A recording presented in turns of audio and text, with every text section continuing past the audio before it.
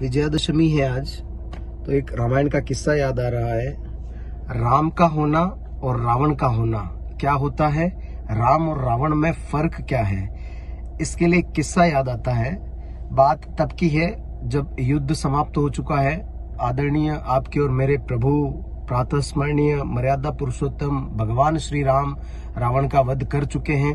रावण का लथपथ शरीर मृत्युशैया पर पड़ा है और तभी मंदोदरी वहां पर विलाप करती हुई आती है और पूछती है कि वो शख्स कहाँ है जिसने मेरे पति को मारा।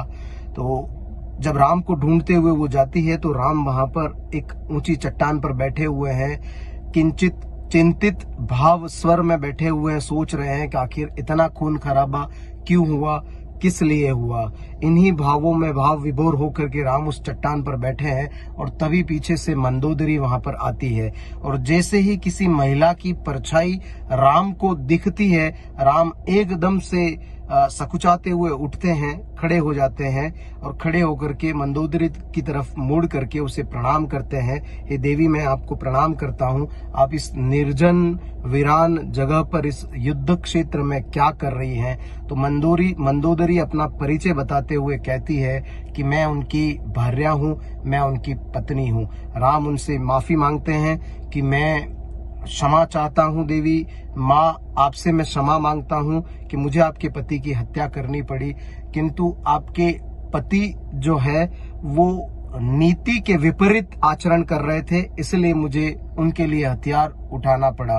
तो मंदोदरी ने बड़ा सुंदर जवाब दिया कि मैं यहाँ पर आपको मिलने के लिए या आपसे क्षमा मंगवाने के लिए नहीं आई थी, मैं यहाँ देखने के लिए आई थी कि ऐसा कौन सा शख्स है जिसने त्रिलोक विजेता को, लंकेश को अपने अधीन करके उसका वध किया, उसे अपने वश में किया, जिसे पूरे ब्रह्मांड में कोई भी अपने वश में नहीं कर पाया, उसका वध करने वाला व्यक्ति कौन है। मैं उस व्यक्ति के दर्शन को आई थी।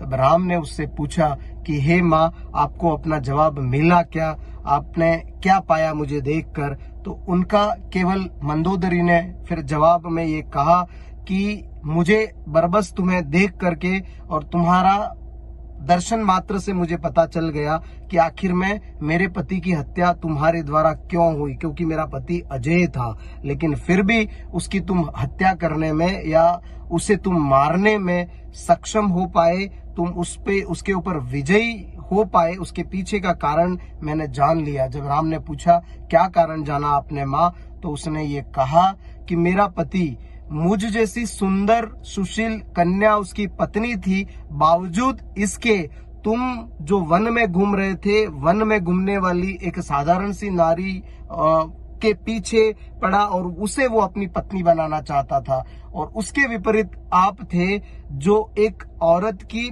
परछाई मात्र को देख करके असहज हो उठे और एकदम से खड़े होकर के उससे दूर चले गए। यही एक कारण था जिसके कारण आपने मेरे पति पर विजय पाई।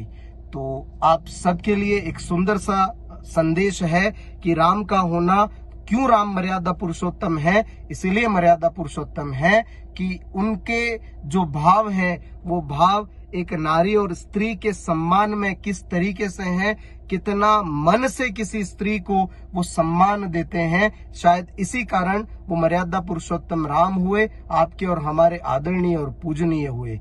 विजयादशमी की आप सबको शुभकामनाएं। विजयादशमी असत्य पर सत्य की विजय का ये पर्व है। आप सभी के जीवन में आप स्वयं भी असत्य पर सत्य की विजय के तौर पर अपना सत्य का घोड़ा दौड़ाते हुए अपने जीवन का यापन करें। धन्यवाद।